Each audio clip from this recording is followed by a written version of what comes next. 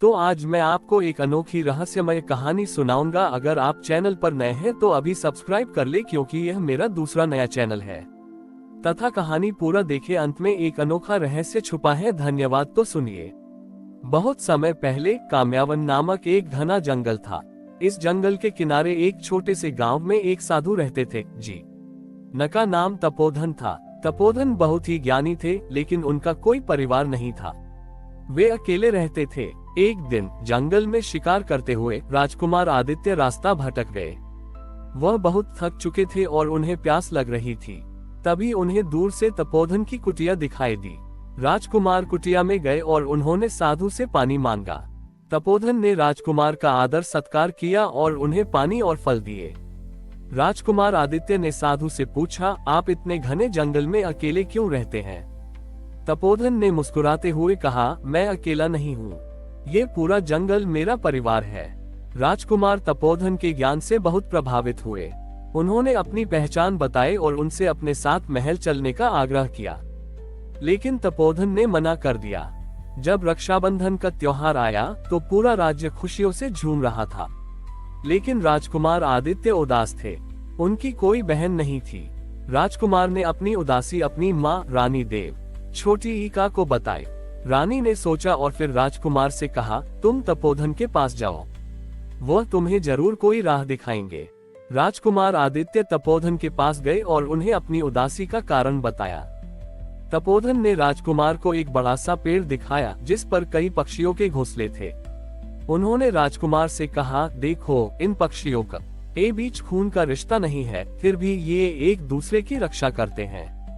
भाई बहन का रिश्ता सिर्फ खून से नहीं, बल्कि प्यार और सम्मान से बनता है। तपोधन ने राजकुमार को एक और बात बताई, राजकुमार, तुम्हारे राज्य में एक छोटी बच्ची है, रूही, जो अनाथ है। उसका कोई नहीं है। राजकुमार आदित्य तुरंत उस बच्ची के पास गए। रूही अपने टूटे फूटे खिलौनों से खेल रही थी। राजकुमार ने उसे प्यार से उठाया और अपने साथ महल ले आए। अगले रक्षाबंधन पर रूही ने राजकुमार आदित्य को एक सुंदर राखी बांधी। राजकुमार ने भी उसे अपनी बहन के रूप में स्वीकार किया। राजकुमार ने रूही से वादा किया कि वह हमेशा उसकी रक्षा करेगा। समय बीतता गया। एक बार राजकुमार आदित्य एक युद्ध में गए। दुश्मन की सेना बहुत शक्तिशाली थी। जब युद्ध चल रहा था तो अचानक राजकुमार का घोड़ा घायल हो गया। रूही को अपने भाई के खतरे का एहसास हुआ। उसने भगवान से प्रार्थना की और अपनी राखी का धागा अपनी मुट्ठी में कसकर पकड़ लिया। चमत्कार हुआ। आज राजकुमार का घोड़ा फिर से खड़ा हो गया और राजकुमार ने अपनी हिम्मत से युद्ध जीत लिया। जब राजकुमार आदित्य वापस लौटे तो उन्होंने रूही को गले लगा लिया और कहा, बहन, तुम्हारी राखी ने मुझे इस युद्ध में जीत दिलाई है। इस घटना के बाद राजकुमार आदित्य ने रूही को अपनी बहन का सम्मान दिया और उसे हमेशा अपने पास रखा। इस तरह एक अनाथ लड़की को एक भाई का प्यार मिला और एक राजकुमार को एक बहन का अटूट साथ। राजकुमार आदित्य की युद्ध में जीत के बाद रूही को राज्य में बहुत सम्मान मिला। लोग उसे राजकुमार की बहन और राज्य की शुभ छोटी ईका तक मानने लगे थे। लेकिन रूही अपनी सादगी और नम्रता के लिए जानी जाती थी। वह कभी भी अपनी बहन होने का अभिमान नहीं करती थी। इसी बीच एक पड़ोसी राज्य का राजा, जिसका नाम अरिहंत था, बहुत ही क्रूर और अहंकारी था। उसे यह बात पसंद नहीं थी कि एक साधारण अनाथ लड़की को इतना सम्मान मिले। अरिहंत ने एक चाल चली। उसने एक गुप्त संदेशवाहक को भेजा, जिसने आदित्य के महल में यह अफवाह फैलाई कि रूही एक जादूगरनी है और उसने आदित्य को वश में कर रखा है। यह अफवाह धीरे धीरे पूरे राज्य में फैल गई। कुछ मंत्रियों ने भी इस पर विश्वास कर लिया और वे राजा से कहने लगे कि रूही को राज्य से निकाल दिया जाए। राजा ने अपने पुत्र आदित्य से इस बारे में बात की, लेकिन आदित्य ने रूही पर पूरा विश्वास दिखाया। रूही को जब ये पता चला तो वह बहुत दुखी हुई।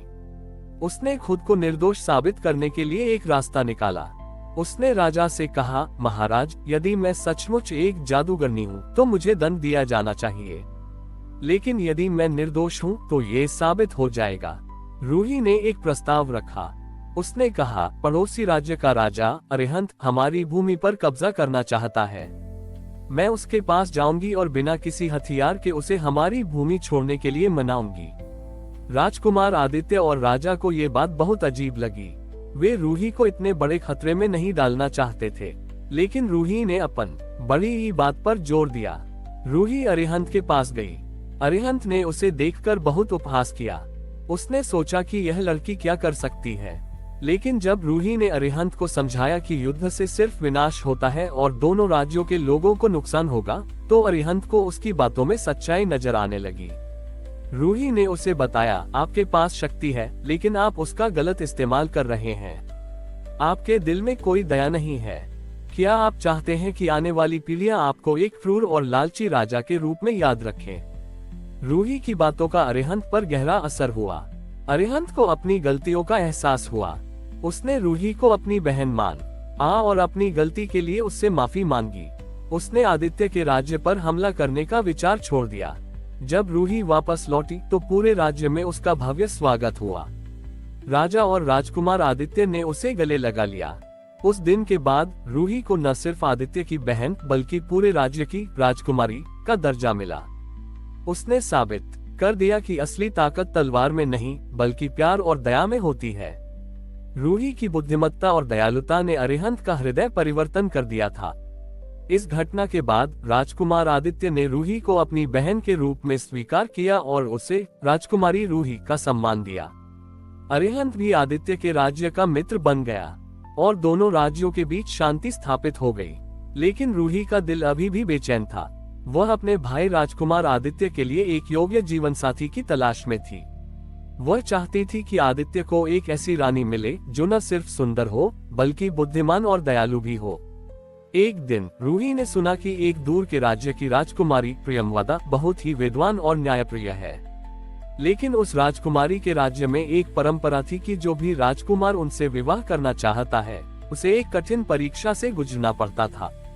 राजकुमार आदित्य ने जब ये सुना तो उन्होंने प्रियमवदा से विवाह करने का फैसला किया। रूही ने अपने भाई का पूरा साथ दिया। आदित्य ने प्रियमवदा से मिलने की तैयारी की। जब आदित्य प्रियमवदा के राज्य पहुंचे तो उन्होंने देखा कि राजकुमारी ने उनके लिए 3 शर्तें रखी थी। उन्हें बिना किसी हथियार के एक भयानक जंगली जानवर को शांत करना होगा। उन्हें एक मुश्किल पहेली को सुलझाना होगा। उन्हें एक गरीब किसान की समस्या को हल करना होगा जिसे एक अमीर व्यापारी ने परेशान कर रखा था। राजकुमार आदित्य ने अपनी पहली परीक्षा के लिए जंगली जानवर को शांत करने के लिए जंगल में गए। रूही ने उन्हें सलाह दी, भैया, जानवर को अपनी शक्ति से नहीं बल्कि प्यार से शांत कीजिएगा। आदित्य ने अपनी बहन की सलाह मानी और जानवर को प्यार से सहलाकर शांत कर दिया। दूसरी परीक्षा में आदित्य को एक पहेली सुलझानी थी। रूही ने उसे उस पहेली का हल बताया। पहेली थी, वह क्या है जो दिखाई नहीं देता लेकिन हर रिश्ते की नींव होता है। रूही ने आदित्य से कहा, भैया, इसका उत्तर विश्वास है। तीसरी परीक्षा सबसे कठिन थी। एक अमीर व्यापारी ने एक गरीब किसान की जमीन पर कब्जा कर लिया था। कोई भी इस समस्या को हल नहीं कर पा रहा था। रूही ने आदित्य को एक योजना दी। उसने कहा, भैया, व्यापारी से कहिए कि वह किसान की जमीन पर अपना महल बनाए और वहां रहे और किसान को उसके महल में रहने को कहिए। व्यापारी ने ये सुनकर सोचा कि यह एक अच्छा सौदा है, लेकिन जब उसने महल में रहने का प्रयास किया तो उसे पता चला कि वह महल उसकी नहीं बल्कि किसान की जमीन पर था। इस तरह आदित्य ने व्यापारी को सबक सिखाया और किसान को उसकी जमीन वापस दिला दी। प्रियमवदा ने आदित्य की बुद्धिमत्ता और दयालुता को देखा और उससे विवाह करने के लिए तैयार हो गई। इस तरह रूही की सलाह से राजकुमार आदित्य को एक योग्य रानी मिली। हमारी और भी आध्यात्मिक एवं अनोखी कहानियां देखने के लिए हमारे चैनल पर जाएं तथा धार्मिक एवं पौराणिक अनोखी कहानियां हमारे चैनल पर है। कृपया जाके देखें तथा हमारे चैनल को सब्सक्राइब करके रखें और वीडियो लाइक जरूर करें। धन्यवाद।